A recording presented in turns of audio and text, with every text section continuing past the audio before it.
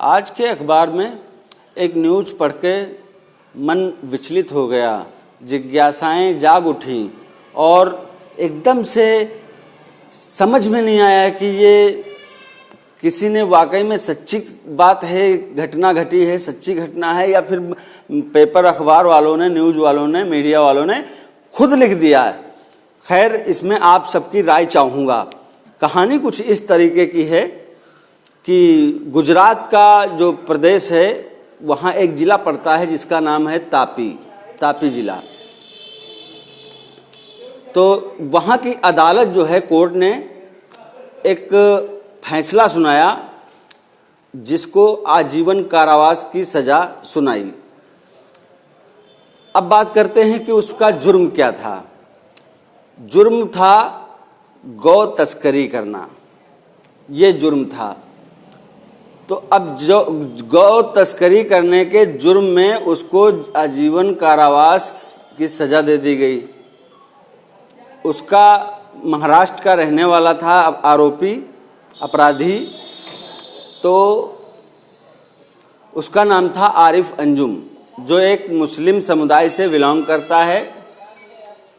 हालांकि मैं मजम्मत करता हूं, मैं कड़ी निंदा करता हूं, मैं घोर निंदा करता हूं कि ऐसे लोगों को कारावास की सजा नहीं देनी चाहिए, क्योंकि ये बहुत कम होती है मेरे हिसाब से। इनको जो है सजाए मौत देनी चाहिए। और सजा किस तरीके की होनी चाहिए? चौराहे पे, भीड़ भाड़ इलाके में, शहर के बीचों बीच में इनका सर जो है कलम कर देना चाहिए। ये सजा है। अच्छा, चलो ठीक है, ये बात तो हो गई उसके जुर्म की, गुनाह की और उसकी सजा की।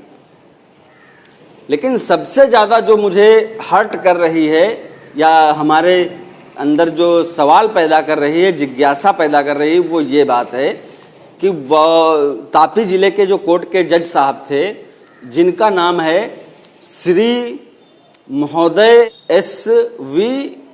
व्यास साहब, जो हैं वो जज हैं, कोर्ट के जज हैं और तापी जिले में कोर्ट है, कोर्ट के वो जज हैं। उन्होंने ही फैसला सुनाया और फैसला सुनाने के बाद एक उन्होंने बहुत ही अपने हिसाब से अच्छी टिप्पणी की।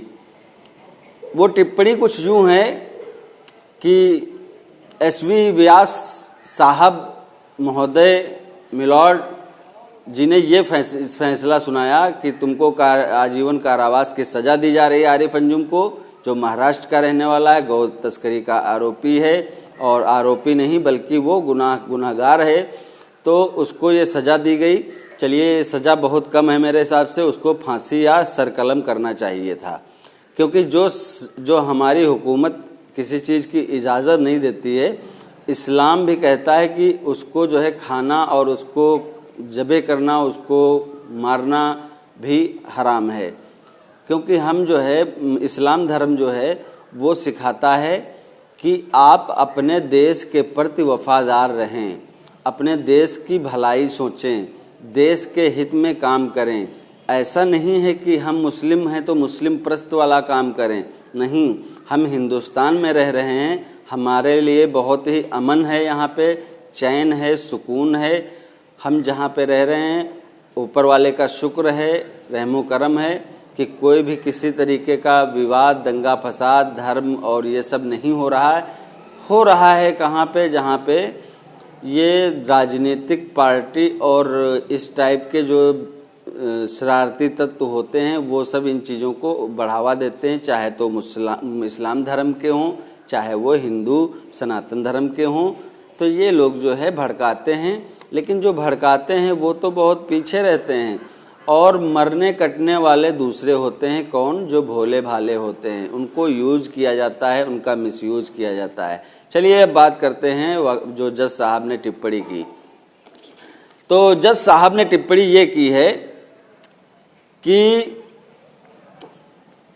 जिस दिन गाय की हत्या बंद हो जाएगी, गाय की हत्या बंद हो जाएगी, यानी जिस दिन गाय का एक भी बूंद का कतरा जमीन पे नहीं गिरेगा, उस दिन समझिएगा गौर से, मैं ऐसी वैसी बातें नहीं कर रहा हूं, मैं गंभीर बात कर रहा हूं, जज साहब की बोली हुई अल्फाज बात कर रहा हूं। बोले जब तक गौ माता का एक भी खून का कतरा जमीन पे नहीं गिरेगा, जिस दिन, उस दिन आप सुनने को बेचैन रहे होंगे, मैं बता रहा हूं, फिर बता दूं एक बार। जज साहब एसवी व्यास तापी जिले के जज हैं और साहब हैं, मिलॉर्ड हैं। तो जज साहब ने टिप्पणी की कि जिस दिन भी गौ का तस्करी होना बंद हो जाएगी और गाय माता का एक भी खून का कतरा जमीन पे नहीं गिरेगा, उस दिन इस धरती की सारी समस्याएं समाप्त हो जाएंगी। और उन्होंने ये भी कहा कि गाय का जो बच्चा होता है वो वर्षभ कहलाता है। और जज साहब ने ये भी कहा अपनी टिप्पणी में, अपने बयान में, कि जो गाय है, गाय से ही धर्म पैदा होता है, गांव से धर्म ही बनता है, गाय से ही धर्म का आविष्कार हुआ है। अरे महोदय जी, मैं आपकी इज्जत करता हूं और मैं आपके खिलाफ नहीं हूं, क्योंकि हमारी एक मान्यता है, एक सोच है कि अदालत का फैसला हमारी सर आंखों पर, अदालत का फैसला हमारी सर आंखों पर, इसलिए हम उसकी मजम्मत नहीं कर सकते। लेकिन हाँ, उनकी कही हुई बात को जो न्यूज़पेपर में छपी है, जो मीडिया ने दिखाया है, जो टीवी वालों ने दिखाया है, वो बातें मैं सोशल मीडिया के जरिए आप तक पहुंचाने का कार्य कर रहा हूं। तो एसवी व्यास साहब ने ये कहा, महोदय ने कहा, श्री महोदय ने कहा कि गाय का जो बच्चा होता वर्षभ कहलाता है। अब वर्षभ का शब्द आप नहीं जान रहे होंगे तो आप गूगल ट्रांसलेट के जरिए इसका मतलब निकालिएगा। दूसरी बात, उन्होंने ये भी कहा कि गाय जो होती है उसके गोबर से तमाम प्रकार की मुसीबतें ठीक हो जाती हैं, तमाम प्रकार की बीमारियां ठीक हो जाती हैं। फिर उन्होंने गोबर की बात छोड़ के, गोबर की बात कह के उन्होंने कहा,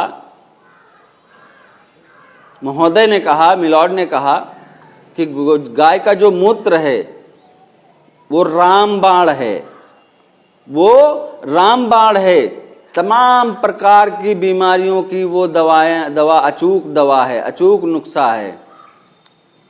ठीक है, वैज्ञानिक का तथ्य भी दिया, विज्ञान का भी तथ्य दिया। तो साथियों, मेरी समझ में तो नहीं आया कि एक गाय की हत्या अगर बंद कर दी जाए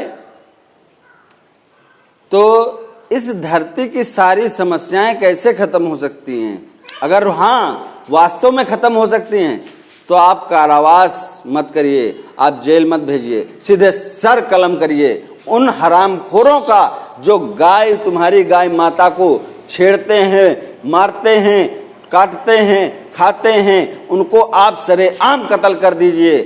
ये मैं आप इसकी मजम्मत करता हूं कि ये जो कर रहे हैं गलत कर रहे हैं, क्योंकि जब तक हमारी हुकूमत इसको नाजायज ठहराती है तो हमारे लिए हराम है, अगर इसको जायज ठहराएगी तो हमारे लिए ये हलाल है।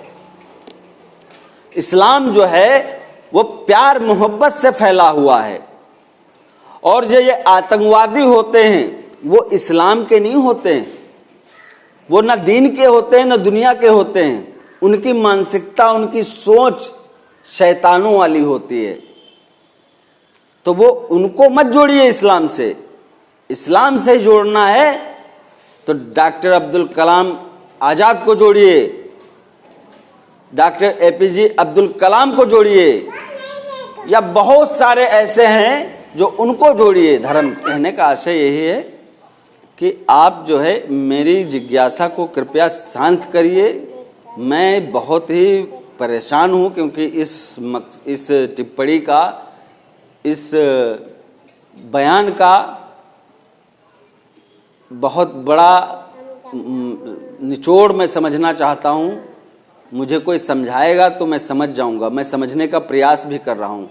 क्योंकि मेरे स्कूल में, मेरे कॉलेज में, मेरी किताबों में, मेरे दीन में, मेरे धर्म में ऐसा कहीं भी नहीं लिखा है, और ऐसा मैंने ग्रेजुएशन की डिग्री की डिप्लोमा किया तो ऐसा कहीं भी नहीं मिला है पढ़ने को कि गाय को मारना बंद हो जाए तो दुनिया की सारी समस्याएं खत्म हो जाएंगी। तो प्लीज आप हमें समझाने का प्रयास करिएगा, उल्टी सीधी टिप्पणी मत करिएगा, बुरी टिप्पणी मत करिएगा, और हमको समझाने का, हमारी जो जिज्ञासा है, हमारी जो सोच है, उसको आप संतुष्ट करने की कोशिश करिएगा। अगर आप ऐसा करते हैं तो एक डॉक्टर मुजाहिद शेख की, यानी एक मुसलमान व्यक्ति की जो गलत फहमियाँ हैं वो दूर हो जाएंगी, क्योंकि मैं समझना चाहता हूँ, उसका रीजन और उसके तथ्य को समझना चाहता हूँ। चलिए दोस्तों, वीडियो देखने के लिए बहुत बहुत शुक्रिया। चैनल को आप सब्सक्राइब कर लीजिए, और बाकी बेल आइकन कहने से यार कोई दबाता नहीं है, फिर भी मन करे तो दबाना, मन करे सब्सक्राइब करना, कोई जोर जबरदस्ती थोड़ी है। हाँ, अगर सब्सक्राइब करेंगे और अपना मोबाइल नंबर वहाँ पे कमेंट में छोड़ेंगे तो 11 रुपये आपके अकाउंट में आएंगे। वो कौन डालेगा? डॉक्टर मुजाहिद शेख, खुश होके, एक तोहफा रहेगा। मगर वो 11 रुपये आपको खर्च नहीं करने, 11 रुपये आप किसी को, गरीब दुखी को दे देना है। चलिए बहुत बहुत शुक्रिया, मिलते हैं किसी एक वीडियो के साथ, तब तक के लिए आपको अलविदा।